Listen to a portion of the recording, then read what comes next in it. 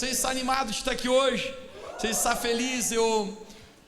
Pisamos no mês de dezembro, mês preferido meu, está acabando esse ano. Alguns usariam a hashtag já vai tarde.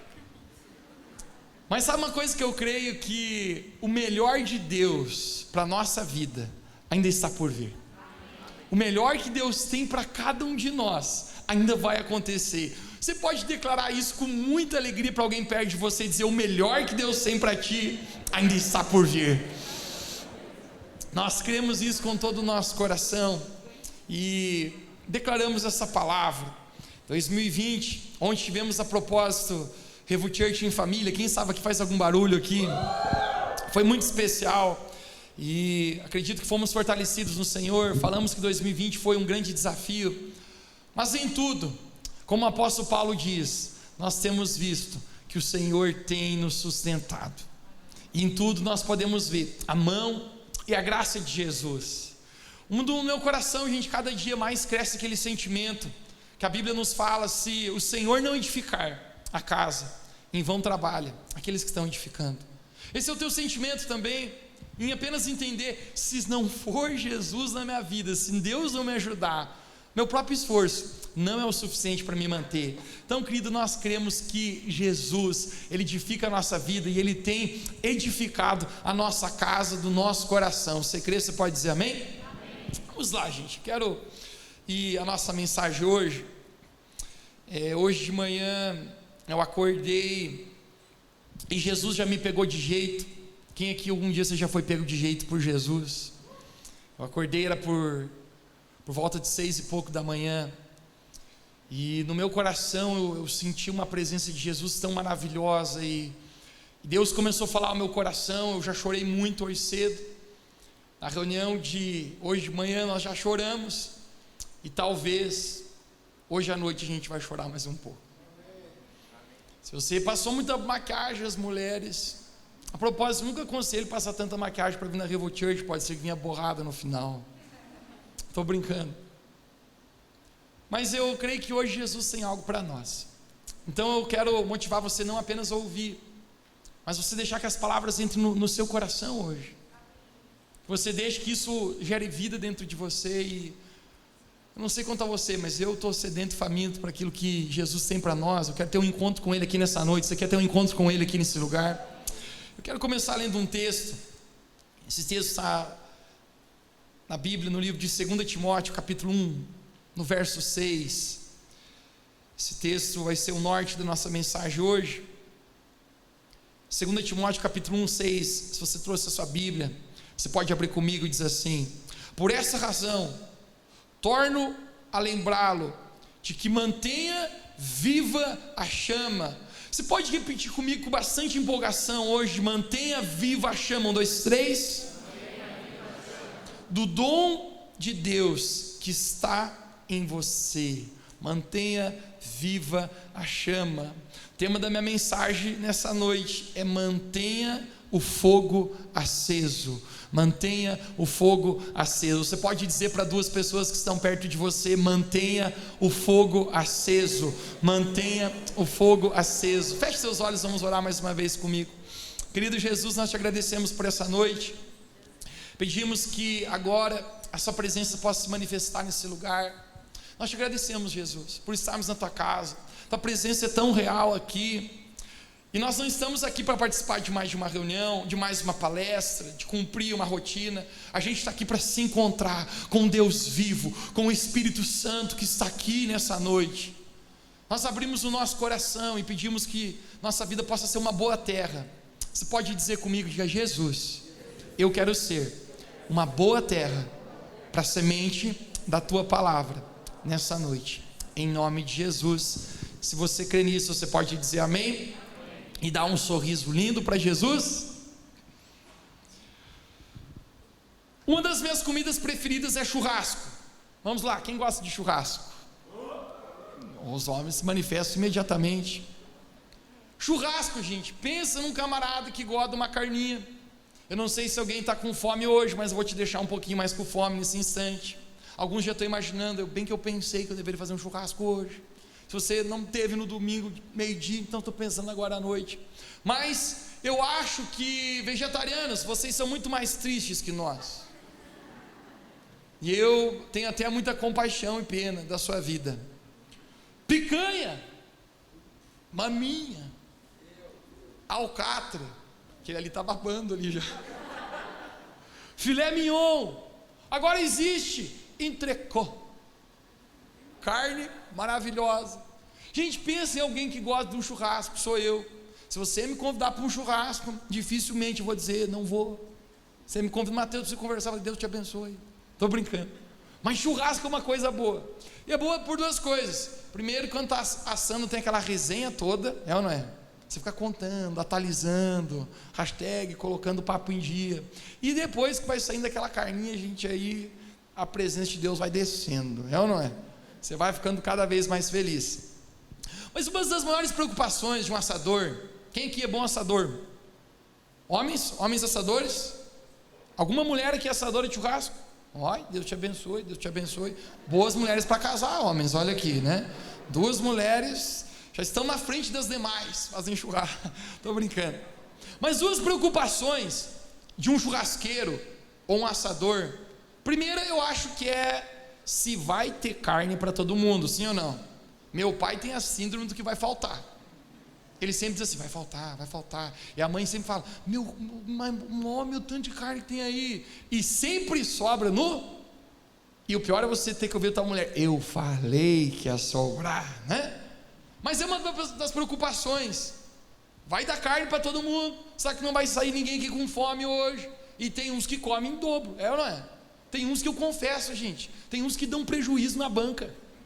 Tem uns que, se você convida para o churrasco, você já tem que preparar, vai assaltar. A racha do churrasco é 15 pila por pessoa, daqui ele tem que cobrar 30, que ele come por 2.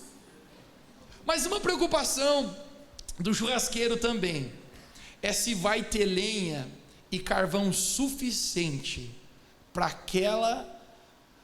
aquele fogo conseguir assar aquela carne. A propósito, um bom assador esse tempo me falava, Mateus, o segredo de um bom churrasco não está apenas numa boa carne, mas está também num bom fogo. A qualidade do churrasco que se experimenta tem a ver com a temperatura. Quanto mais quente, quanto mais uma série de fatores, ele estava me explicando, vai fazer com que a carne fique mais macia e fique melhor. Agora, isso é um conselho de um bom churrasqueiro.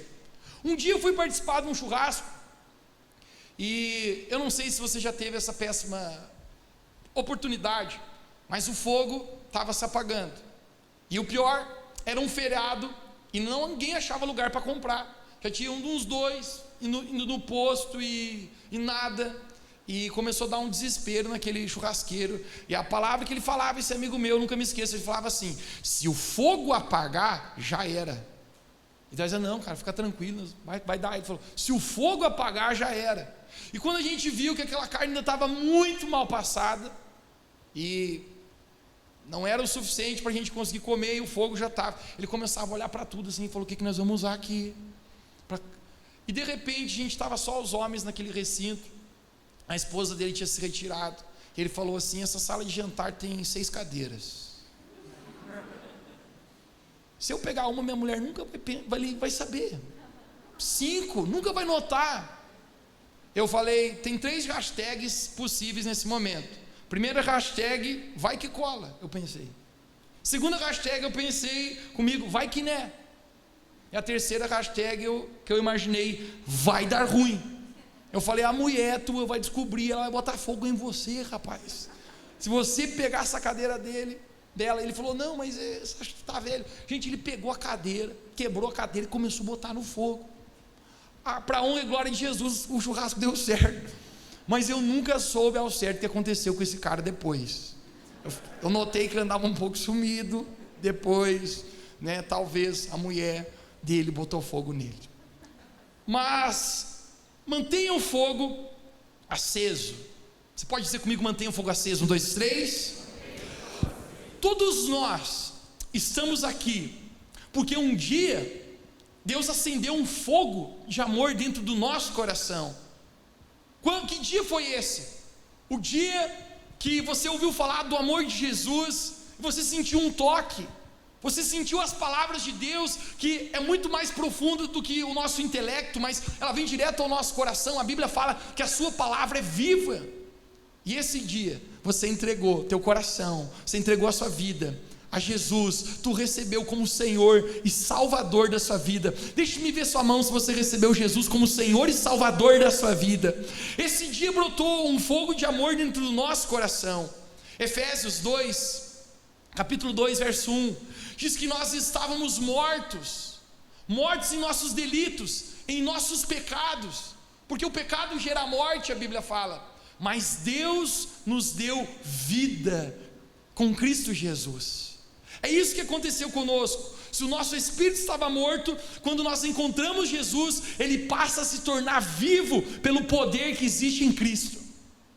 E esse momento começou a nascer, a brotar um fogo, um amor em nosso coração. Quando eu aceitei Jesus, eu tinha 7 anos de idade. Eu era uma criança, um molequinho, mas eu lembro quando queimou diferente. A Maria aqui conhece a minha história. Desde pequeno, pai e mãe levavam a gente para a igreja, e a gente ia naquela função de obrigação, aquele negócio assim, a gente tem 2 opções, uma vai, ou a segunda não vai, apanha. A gente sempre pensava melhor ir, né? Mas com 7 anos de idade eu senti aquela palavra de Deus diferente. Eu estava sentado no último banco, e essa memória, mesmo sendo, não há muito tempo, 22 anos de idade não é muito tempo, piada sem graça, hashtag vai que cola, mas eu senti a palavra de Deus falar diferente ao meu coração. Aquele pregador falou: alguém aqui quer entregar a sua vida hoje a Jesus como seu Senhor, como seu Salvador? Eu sabia que era eu. Eu levantei a minha mão e eu disse: eu quero. Ele falou: vem aqui na frente. Ali na frente eu confessei Jesus na minha vida como Senhor e Salvador. A Bíblia fala que todo aquele que confessar Jesus publicamente aqui nessa terra, um dia Jesus também confessará o nome dessa pessoa diante de Deus Pai no céu. Mas com 11 anos de idade, que eu acredito que eu passei a viver algo que a Bíblia chama de o primeiro amor. Você pode repetir comigo a palavra, o primeiro amor? O primeiro amor. Eu recordo que começou a brotar no meu coração uma paixão por Deus, e eu queria ler a minha Bíblia. A propósito, eu nunca gostei muito de ler, mas eu queria ler a Bíblia. Eu chegava da escola, por volta de 26 da tarde, eu abria minha Bíblia, eu me trancava no meu quarto, eu comecei a ler os evangelhos, Mateus, Marcos, Lucas e João, aquelas histórias de Jesus, passando em Jerusalém, passando em Cafarnaum, em Jericó, curando enfermos, ressuscitando mortos, os ensinamentos, as parábolas de Jesus, e aquilo brotava dentro de mim, parece que eu era transportado àquele lugar, e apenas um amor por Jesus, por querer conhecê-lo mais, tomou conta da minha vida. Esse é o primeiro amor. O primeiro amor é quando a gente tem vontade agora de ouvir a palavra, a gente se apaixona por Jesus, a gente tem vontade de orar e falar com Deus, e não só falar, mas também ouvir o coração do Senhor. É o momento que eu tenho fome e sede, não de uma comida apenas natural, mas eu tenho um desejo profundo de conhecer mais e mais a Deus. O primeiro amor é um fogo de grande intensidade no nosso íntimo, que coloca Jesus acima de todas as demais coisas. Ele se torna o primeiro. Se você me perguntasse: Mateus, qual que é a melhor parábola de Jesus para descrever o primeiro amor? Exatamente Mateus capítulo 3, verso 44. Jesus conta uma parábola conhecida como a parábola do tesouro perdido, onde fala que um homem, quando está falando do homem, também está falando das mulheres. Um homem, ele está caminhando num campo, obviamente esse campo não é dele, e quando ele está caminhando, ele se depara com um grande tesouro naquele campo, e ele diz: uau, isso aqui vale muito.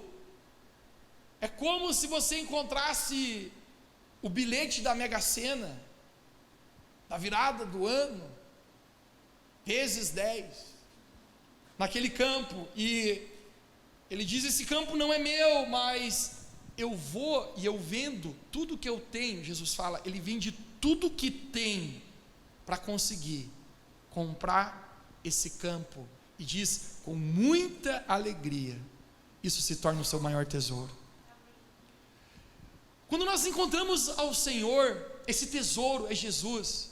Isso é tão maior do que qualquer coisa da nossa vida, que parece que o resto se torna tão pequeno. Eu vendi tudo, abri mão de tudo, porque isso aqui tem mais valor. Obviamente, esse tesouro vale muito mais do que aquilo que eu acabei de vender. O apóstolo Paulo, no livro de Filipenses, capítulo 3, ele fala isso: todas as coisas se tornaram como perda para mim, a fim do conhecimento da excelência de Cristo Jesus. Isso é o primeiro amor. Quando essa paixão, esse desejo por conhecer a Deus é despertado em nós, Jesus se torna tudo. Esse é o momento que eu e você temos o início de um relacionamento, que é um casamento de amor com Deus. De vez em quando a minha mãe liga o botão nela, faladeira. Todas as mulheres eu acho que tem um botão faladeira. E ela gosta de contar as histórias da juventude. E ela fala: quando eu casei com seu pai, tinha um monte de cara que gostava de mim. E eu dizer: qual que eu entendo da senhora em falar isso? Você está tentando provocar um ciúme, né? Qual que é a questão? E ela falava assim: tinha muitos que gostavam de mim, mas eu casei com teu pai porque eu amava ele, e até para baixo da ponte eu ia, se ele me convidasse. Esse é um casamento de amor, porque quando nós amamos, quando existe um desejo, uma paixão dentro de nós, não é difícil engajamento em amor, não é difícil estar conectado com alguém que você de fato ama. Alguém aqui na vida, você já caiu, fall in love, já caiu em amor, já se apaixonou? Ou não levanta a mão de preguiçoso ou de mentiroso. Mas você lembra a intensidade que isso acontece? Gente, uma das coisas que eu descobri: pessoas apaixonadas são capazes de muitas loucuras. Mas existe algo chamado intensidade. Obviamente, mais do que uma paixão, Deus chama de primeiro amor e não primeira paixão, porque o amor é maduro, a paixão é louca, mas o amor é a decisão, em dia após dia, se colocar lenha naquele fogo chamado amor, para que cresça. O amor é comparado com um fogo que queima dentro de nós. Eu gostaria de ler um texto contigo hoje. Eu quero usar uma figura do Velho Testamento hoje, para exemplificar algo sobre amor e sobre esse fogo. Eu gostaria que você abrisse a sua Bíblia em Levítico capítulo 6. Levítico capítulo 6, Levítico é o terceiro livro do Velho Testamento, ou talvez da Bíblia também. Então Levítico capítulo 6, verso 12 e 13 diz assim: o fogo que está sobre o altar arderá nele, não se apagará. Você pode dizer comigo: não se apagará. 1, 2, 3. Mas o sacerdote acenderá a lenha nele a cada manhã, e sobre ela porá em ordem o holocausto, sobre ele queimará a gordura das ofertas pacíficas. Verso 13: o amor arderá, o fogo arderá continuamente sobre o altar. Mais uma vez você pode dizer bem forte comigo: não se apagará. Conecte-se comigo aqui novamente. Levítico capítulo 3 está falando a respeito do tabernáculo que Deus falou para Moisés construir. Todo o Velho Testamento, ele é uma sombra daquilo que Deus iria fazer. O Velho Testamento todo aponta para uma pessoa que se diz Jesus Cristo. O Velho Testamento, nós encontramos uma figura expressiva chamada Moisés, e provavelmente você já ouviu falar a respeito dele. Nós pregamos a respeito dele alguns dias atrás. Eu preguei e falei sobre Moisés um pouquinho. Mas Moisés, ele constrói um tabernáculo, e segundo a Bíblia, esse tabernáculo era a habitação de Deus aqui na terra. Existia três 3 partes desse tabernáculo. A primeira mais externa se chamava átrio, depois existia o santo lugar, existia um lugar chamado Santo dos Santos. Esse lugar ficava a Arca da Aliança, que simbolizava a própria presença do Deus vivo. E nesse momento existe uma pessoa encarregada, e eram as únicas pessoas que podiam entrar dentro desse tabernáculo, até a presença de Deus, para ofertar, para adorar ao Senhor. E o nome desses caras eram sacerdotes. Tu pode repetir comigo, sacerdotes? 1, 2, 3. Apenas eles entravam. Eles eram selecionados pela categoria da tribo de Levi, dos levitas, e o resto do povo não tinha acesso àquele lugar. Era apenas os sacerdotes que entravam. Até o momento que Jesus vem e ele morre na cruz por nós. Quando Jesus ele morre por nós, você sabe o que Jesus está fazendo? Ao Jesus estender os seus braços e morrer naquela cruz, a Bíblia fala que o exato momento que ele morreu, a terra tremeu, o mar se agitou, os céus se abalaram. Ouça isso. E a Bíblia fala que a cortina desse tabernáculo de Moisés era uma cortina que dividia o santo lugar do santo dos santos, se rasgou de cima a baixo. Isso simboliza, sabe o quê? Agora todos nós nos tornamos sacerdotes. Todos nós que antes não podíamos entrar na presença de Deus, podemos entrar mediante ao caminho que Jesus fez por sua morte na cruz. Todos nós agora podemos ter um relacionamento com Deus. A Bíblia fala em 1 Pedro capítulo 2, e nos chama de sacerdotes reais. A gente se torna sacerdote. Conecte-se comigo, onde você vai chegar, Mateus? Nós acabamos de ler que a função do sacerdote, todas as manhãs, diga comigo, todas as manhãs, era colocar lenha no fogo, para que o fogo nunca se apague. Algo que eu descobri, gente, que quem acende o fogo é Deus. Acender o fogo é coisa de Deus, mas manter o fogo aceso é o trabalho nosso. Manter o fogo aceso. Deus ele não pode colocar lenha por nós. Provérbios capítulo 26, 20 diz: sem lenha a fogueira se apaga. E é sobre isso que eu quero falar hoje, sobre manter aceso o fogo do amor de Deus. Apocalipse capítulo 2, Jesus começa a escrever 7 cartas. Jesus fala 7 cartas. João, na verdade, escreve o livro de Apocalipse. Mas Jesus ele fala cartas às 7 igrejas que estão situadas na Ásia. E eu quero abrir contigo, ler Apocalipse capítulo 2, verso 2. Jesus escreve uma carta a uma igreja de Éfeso. Ele manda um WhatsApp. Ele diz: eu preciso falar algumas coisas com vocês aqui. Então, Apocalipse 2:12 diz assim, Jesus falando: conheço as tuas obras. Onde você está de caminhada comigo? Obras. Tanto o teu labor como a tua perseverança. Diga comigo, perseverança. E que não pode suportar homens maus, e que puseste à prova os que a si mesmos se declaram apóstolos, mas na verdade não são. E os achaste mentirosos, e que tens perseverança, e suportaste provas. Ouça isso: suportaste provas por causa do meu nome, e não te deixaste esmorecer. Isso é forte. Não te deixaste esmorecer. Tenho, porém, contra ti, que abandonaste o teu primeiro amor.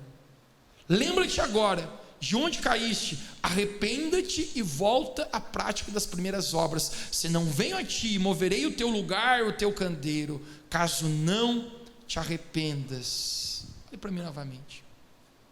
Jesus ele vai bater uma resenha, Jesus ele vai bater a real, hashtag, vai conversar um papo reto com eles. E Jesus ele começa falando para essa igreja de Éfeso, elogiando eles. Quem aqui gosta de receber um elogio? Olha para alguém perto de você e elogia alguém aí que está perto de você. 360 graus, acha alguém e elogia. Mateus, não consigo ver nada de bonito aqui. Profetiza, gente, declara por fé. Mateus, estou sentado lá do marmanjo ainda, diz: olha rapaz, teu cabelo está feio, mas está bonito. Olha para mim novamente. Jesus começa elogiando essa igreja. Sabe a primeira coisa que Jesus fala? Eu conheço as tuas obras. Quando Jesus fala eu conheço as suas obras, sabe o que eu acho que Jesus está falando? Está falando da maneira como ele se desenvolveu no ministério, a maneira como ele serviu a Deus. Está dizendo, eu conheço o jeito que esse grupo, esse time de voluntários dessa igreja, Jesus está falando, eles são faca na bota, está chovendo e eles estão no estacionamento a todo vapor. Jesus fala, eu conheço as tuas obras, eu sei o que você faz para Deus. Jesus vai mais longe, ele diz assim, e eu conheço o teu labor. Labor é mais profundo, gente, do que o servir. O labor é um serviço sacrificial. Sabe quando você faz algo com sacrifício? Quando você está ali, e você não queria às vezes, normalmente está ali, mas você diz, não, com sacrifício eu vou fazer isso. E Jesus está falando, conheço obras, conheço o teu labor. Uau, um grande elogio. Deus fala para ele, eu conheço a perseverança de vocês. Nós sabemos, gente, o quão é importante perseverar com Jesus. Ninguém alcança a linha de chegada com Deus sem perseverar. Já descobri isso, que tem dias que você tem vontade de desistir de tudo. 2020 foi um ano que várias vezes pensou isso na tua cabeça? Em dizer, eu não vou mais continuar caminhando com o Senhor, eu não estou com vontade de continuar indo à igreja, eu não estou com vontade de continuar me dedicando no relacionamento com Deus. Deus fala para eles, Jesus fala, eu conheço que vocês estão perseverando. Jesus fala, eu vi que vocês não suportam os homens maus aos redores de vocês. Aquelas pessoas que são maus, vocês confrontaram, vocês aboliram essas pessoas.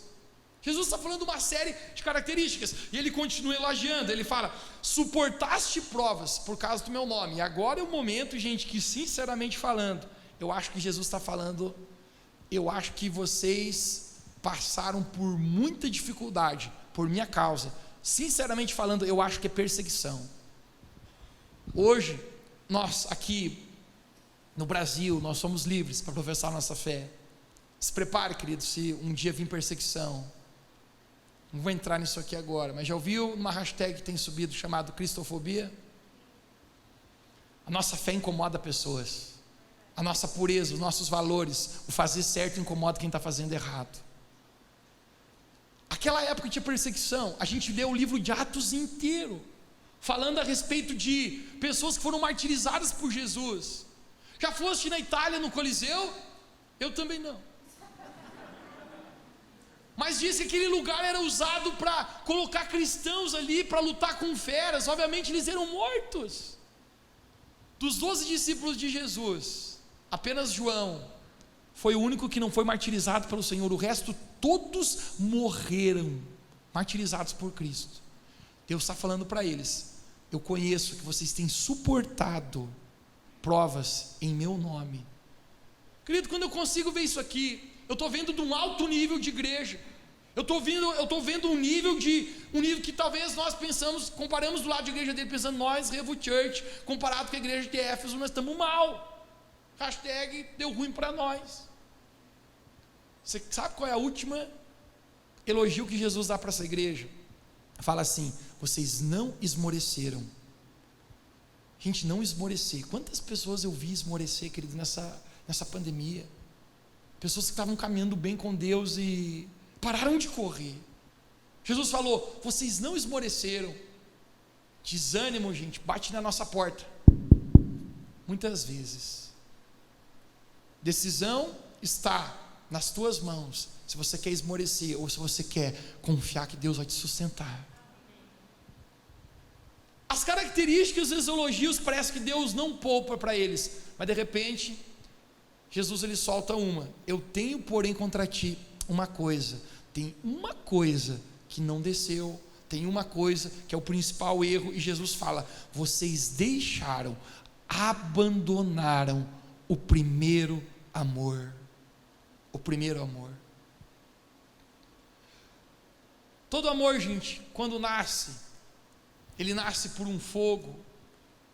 Salomão é enfático em falar que coisa que ele não conseguiu descrever. Salomão, depois de Jesus, foi o homem mais sábio nessa terra. Ele falou, uma das coisas que eu não consegui explicar aqui no mundo é como que nasce o amor de um homem por uma mulher, e de uma mulher por um homem. Mateus exemplifica para nós. Quem é pai aqui? Você cuida daquele bebê com tanto amor, talquinho, Johnson & Johnson, gasta a tua vida, e de repente aparece um marmanjo e ela vai com ele. E é assim, ó, diz: pai, God bless you, goodbye. O que você vai fazer? Vou casar com ele, vou me mudar para o Japão. E Deus te abençoe. Salomão não sabe explicar como nasce o amor de um homem para uma mulher para um homem. O amor, ele nasce. O amor por Deus, ele nasce.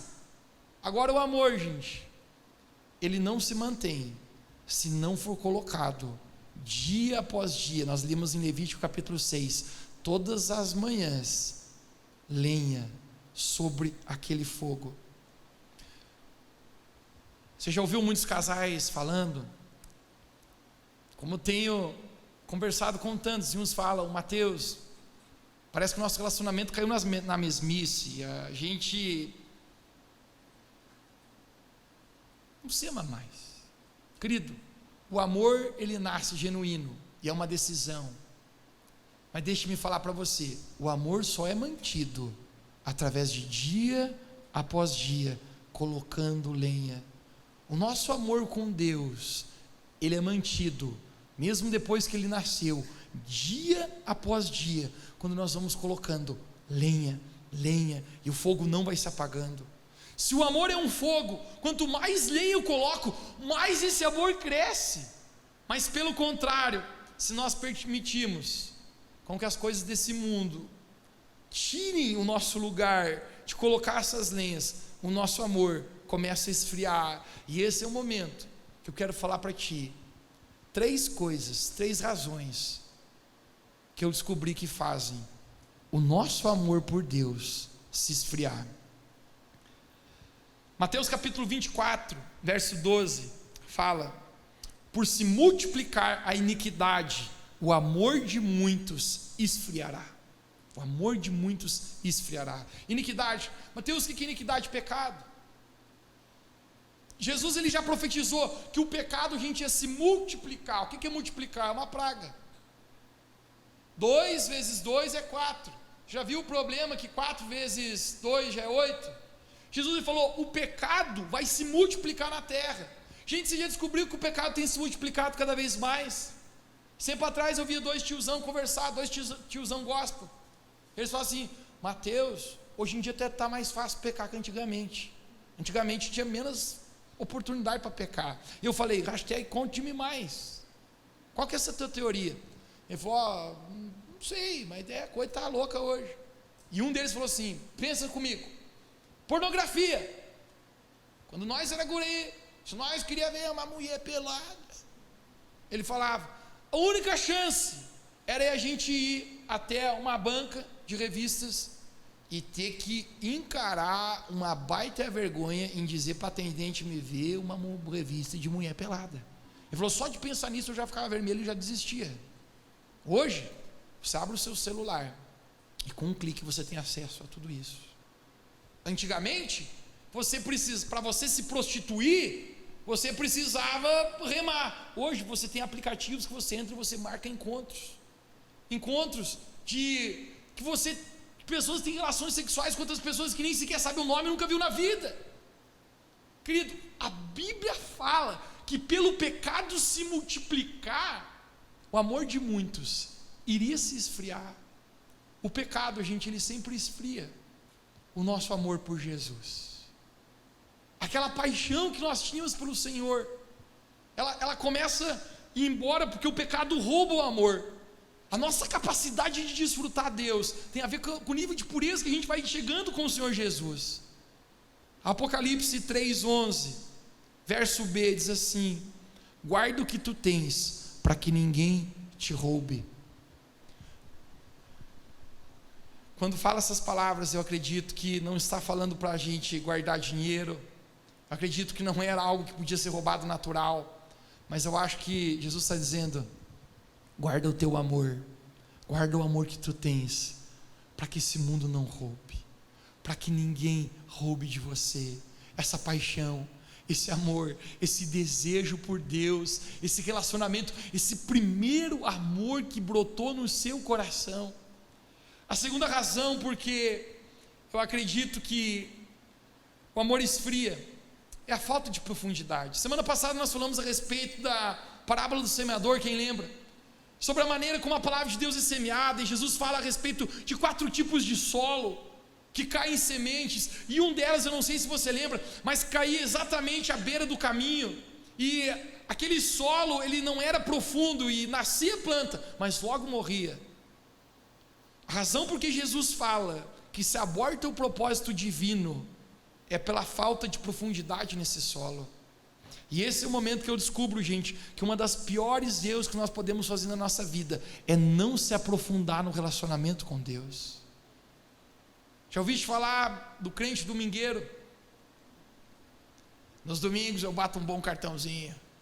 A propósito, é bom aliviar a consciência, saber que eu estou indo na igreja. Gente, todos os dias Deus, ele nos chama a profundidade com o Senhor. Jesus propõe que a razão porque muitos não continuam a caminhada é pela falta de profundidade. Querido, hoje eu quero profetizar algo aqui na nossa igreja, que nós somos uma igreja profunda em amar a Deus. Você pode pôr a mão no seu coração e dizer: eu sou um cristão profundo em amar a Deus. Você pode declarar mais uma vez ao Senhor, diga: eu sou um cristão profundo em amar a Deus. Ficar parado espiritualmente é o maior erro que alguém pode cometer.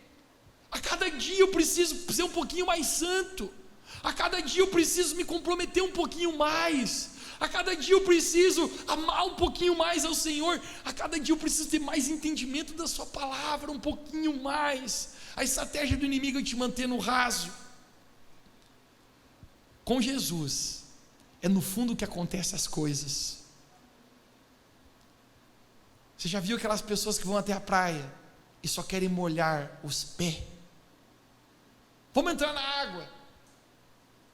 E você todo empolgado para entrar, e a outra diz: não, só quero molhar os pés. Gente, dá agonia. Na minha família, o único que gosta de entrar na água sou eu, e agora tem meu cunhadão, graças a Deus. Mas deu problema que ele não quer sair da água.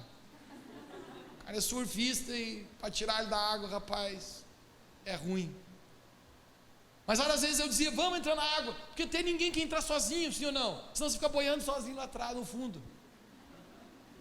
É a pior coisa, um do teu lado diz: não estou afim, só vou molhar o pé. Gente, ali na beirada não é o lugar que acontecem as coisas com Deus. Você lembra com Pedro?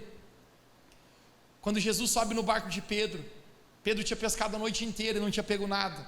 Jesus fala: Pedro, leva o barco para o fundo. Pedro falou: mas Jesus, a gente pescou, não deu nada. Leva o barco para o fundo, Pedro. A Bíblia fala que aquele dia foi a maior pesca que Pedro já teve na vida dele. Sabe por quê? Porque quando a gente vai para o fundo com Deus, as coisas acontecem. Quando a gente se aprofunda no relacionamento com Jesus, gente, as coisas começam a acontecer. E se eu me torno raso, se eu sou raso, eu descubro que é tão fácil a semente da palavra, aquilo que Deus está crescendo em nós, morrer, o amor esfriar. Ainda pela parábola do semeador, existia mais uma semente. Você lembra o que aconteceu com ela? Ela caiu entre espinhos. A gente falou domingo passado, eu fiz questão de conectar essa palavra com o domingo passado. Dizia que essa semente caiu entre espinhos, e ela começa a crescer. Perceba que ela está crescendo. Eu sempre fiquei perguntando, por que será que uma pessoa não se dá conta que tem espinhos? Obviamente uma planta para crescer entre espinhos espetam, espinhos machucam. Sabe o que eu acho? É que talvez esses espinhos eram tão pequeninos, que talvez essa pessoa não achou relevante o suficiente precisá-los arrancá-los. E esse é o momento, gente, que eu descubro que às vezes tem coisinhas na nossa vida, são pequenos espinhos, que a gente olha e a gente diz: não, isso aqui é apenas um pequeno espinhozinho, e eu acho que não precisa arrancar. Mas Jesus fala que aqueles mesmos pequenos espinhos foram que fizeram aquela semente, aquela planta que estava crescendo, morrer. Aquele amor que era genuíno, que era real, que estava ali, morrer. Todos os dias, gente, eu preciso arrancar os espinhos do meu coração. Você já descobriu que o nosso caráter tem espinhos que precisam ser arrancados? Coisas que Deus precisa trabalhar em nós. Aquele pecado de estimação que a gente tem, que a gente gosta dele.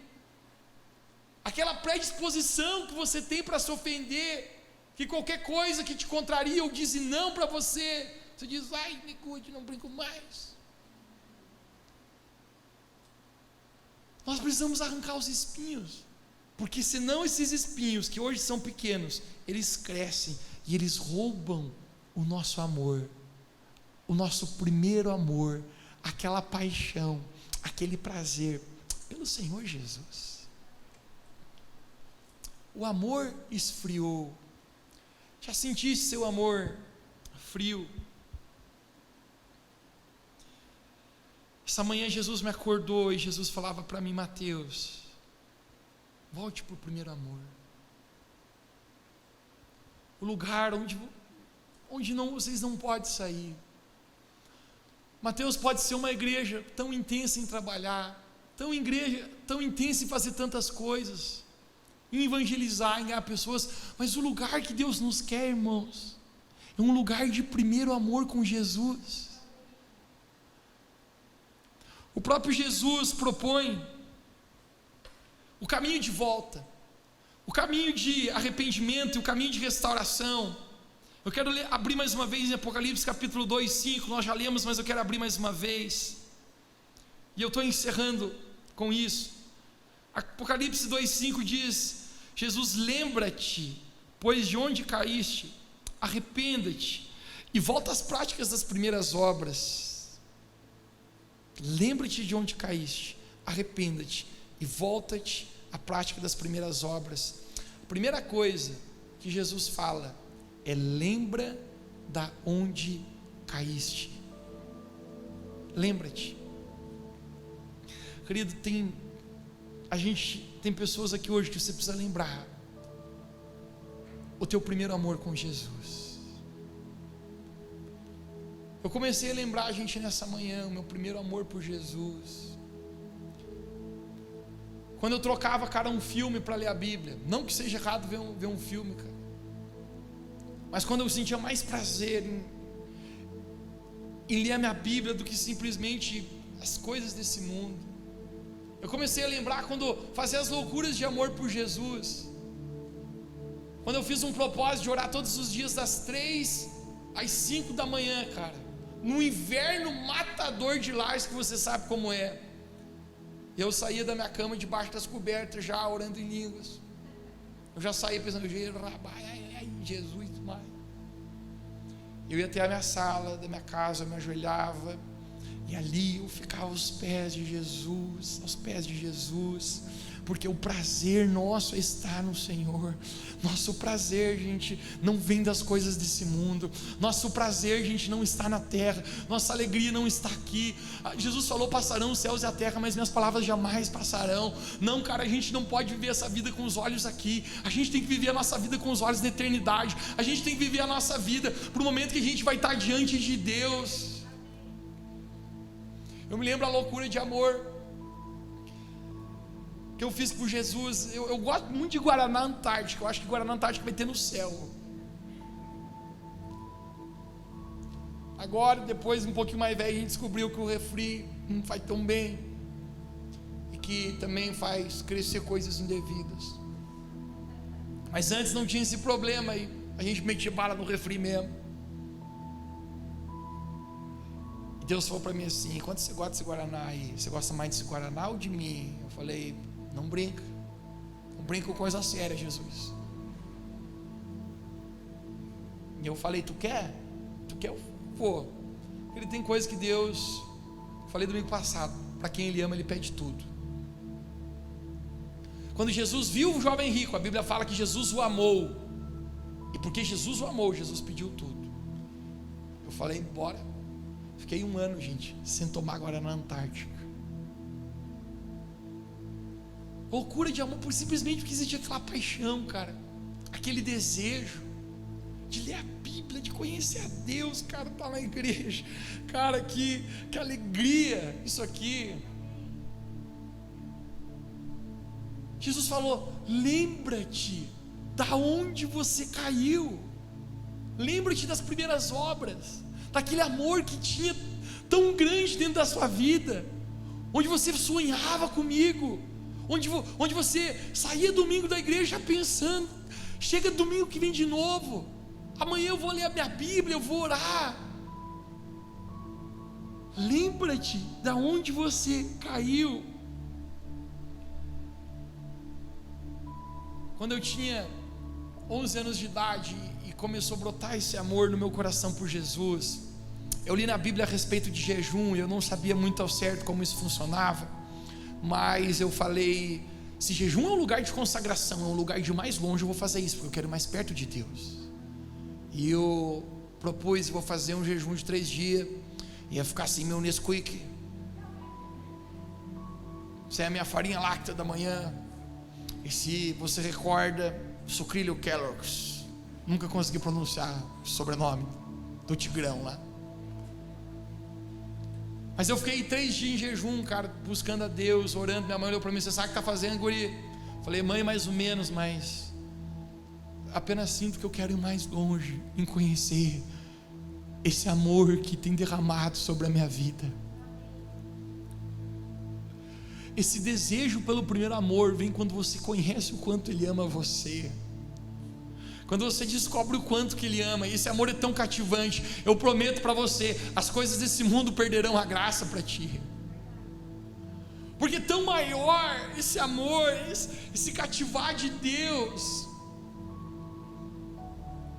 Jesus fala: lembra-te de onde tu caíste. Por que você parou de alimentar aquele fogo? Por que você parou de colocar lenha? Jesus fala: arrependa-te. Arrependimento é quando eu me dou conta do meu pecado.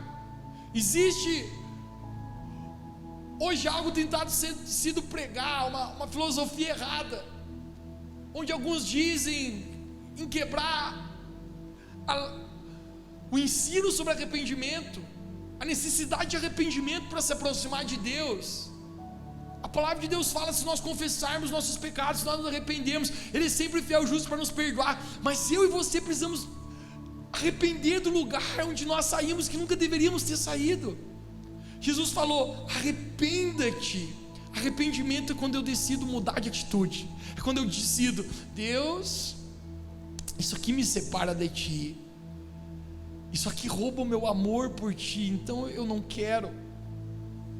2 Coríntios 7,10 fala que existe uma tristeza, segundo Deus, que ela não gera remorso em nós. Deixa-me falar, quando Deus te convence dos seus erros, você não fica com remorso, você não fica botando a mão na cabeça: ah, eu fiz tudo errado, ah, eu joguei meu casamento fora, ah, eu traí a minha esposa e perdi tudo. Esse arrependimento que Deus fala não te gera remorso, mas diz que gera pela bondade de Deus. É a bondade de Deus que me conduz ao arrependimento, para que haja dentro de mim mudança de atitude, qualidade de arrependimento, ou seja, uma nova mentalidade de pensar. Jesus fala: arrependa-te, porque você saiu, e volta às primeiras obras. Gente, eu quero falar para você, hoje aqui, tem 2 tipos de pessoas que no seu coração talvez você nunca viveu esse primeiro amor com Jesus. Você diz: Mateus, eu estou chegando novo aqui. Gente, hoje eu quero dizer para você que vai se acender um fogo de amor no teu coração por Deus. Você nunca sentirá, o que você vai começar a sentir, um desejo por estar com Deus, por conhecê-lo mais, por se aproximar dele. E tem um segundo tipo de pessoa, aquele que precisa voltar às primeiras obras do primeiro amor. As primeiras obras do primeiro amor.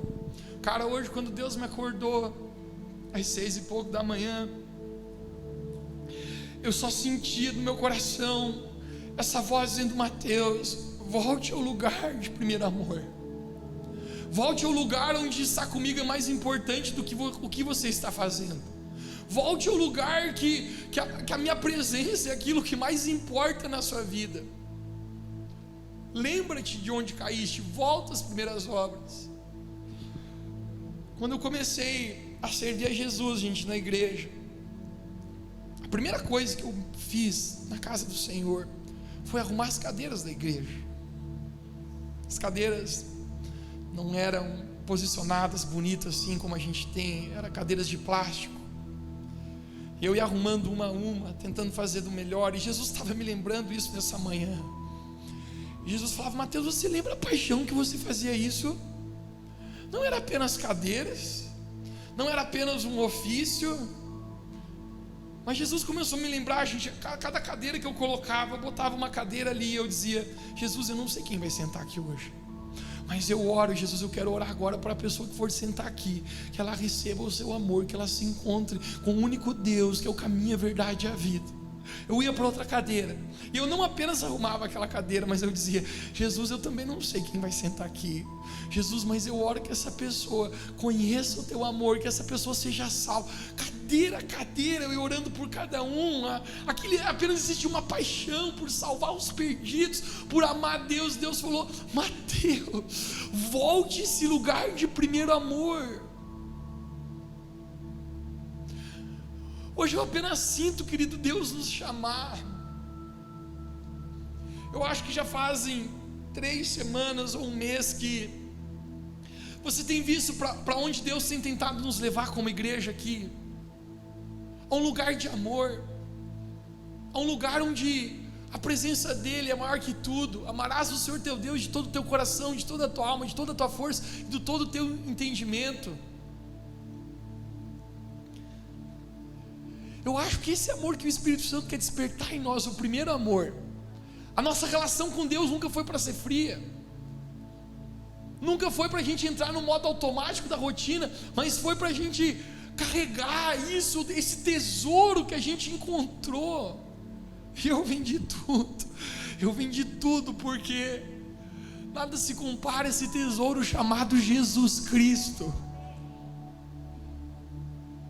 Lembra de onde caíste, arrepende-te e volta à prática das primeiras obras. Você tem tempo para uma última história? Eu vi uma reportagem que me deu vergonha um dia atrás. Era de um time de futebol que nem era meu time, era de um time, na verdade, rival do meu. Tem corintiano hoje aqui? Jesus, gera arrependimento hoje. Estou brincando. Mas era um cara do Corinthians,